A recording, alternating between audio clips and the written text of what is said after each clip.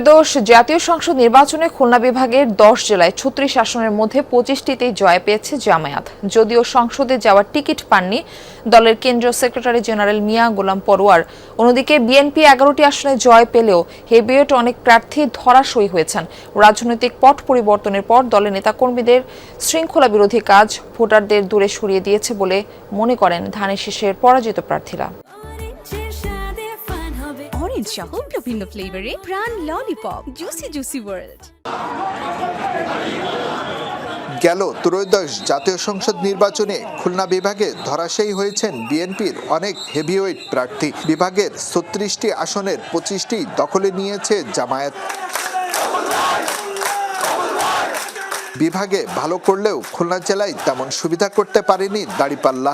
জেলার 6টি আসনের মধ্যে 2টিতে জয় পেয়েছে তারা।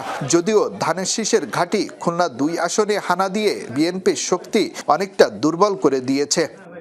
যখনই আমরা বিভক্ত হয়েছি তখনই কেন্দ্রের দায়িত্ব ছিল বিএনপির এই সমস্যাগুলো সমাধান করা। দীর্ঘ সময় বিভক্তির জায়গা থেকে রাখা এবং এটি আমাদের বিপর্যয়ের অন্যতম কারণ হতে পারে। সাতক্ষীরার 4টি আসনের সবগুলোতেই পরাজিত হয়েছে বিএনপি। জামায়াতের বিজয়ী প্রার্থীর দাবি প্রতিপক্ষ দলের সাংগঠনিক দুর্বলতাই এগিয়ে রেখেছে তাকে। দীর্ঘদিন সাতক্ষীরার জামাতের পরে যে জুলুম, নির্যাতন, অত্যাচার, খুন, গুম, হত্যা, এটার প্রতি মানুষের একটা সিম্পেথি বা মানুষের একটি সহানুভূতি এবং ভালোবাসা সৃষ্টি হয়েছে। সর্বোপরি এখানে সংগঠনের মজবুতিও ভালো। বাগেরহাটে 4টি আসনের মধ্যে বিএনপি জিতেছে মাত্র 1টিতে।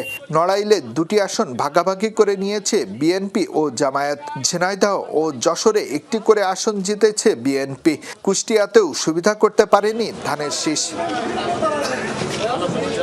অন্যদিকে চুয়াডাঙ্গা ও মেহেরপুরে সবগুলো আসনেই পরাজিত হয়েছে বিএনপি। বিভাগের মধ্যে ব্যতিক্রম শুধু মাগুরা জেলা, যেখানে 2টি আসনই পেয়েছে বিএনপি।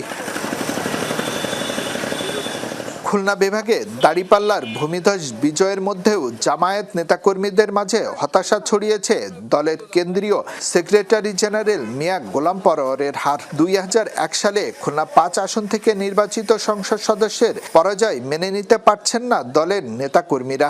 সনাতন সম্প্রদায়ের ভোট না পাওয়া ও কালো টাকার কাছে হেরেছেন বলে অভিযোগ জামায়াত নেতার। বিভিন্ন ব্যাংকের মাধ্যমে টাকা সেখানে উচ্চারণ হয়েছে এবং এলাকায় ব্যাপক টাকা যে বিলি হয়েছে এটা তো আমরা প্রত্যক্ষ। খুলনা বিভাগে ভোটের মাঠে লড়াই করেছেন মোট 203 জন প্রার্থী। আল এহসান, যমুনা নিউজ, খুলনা।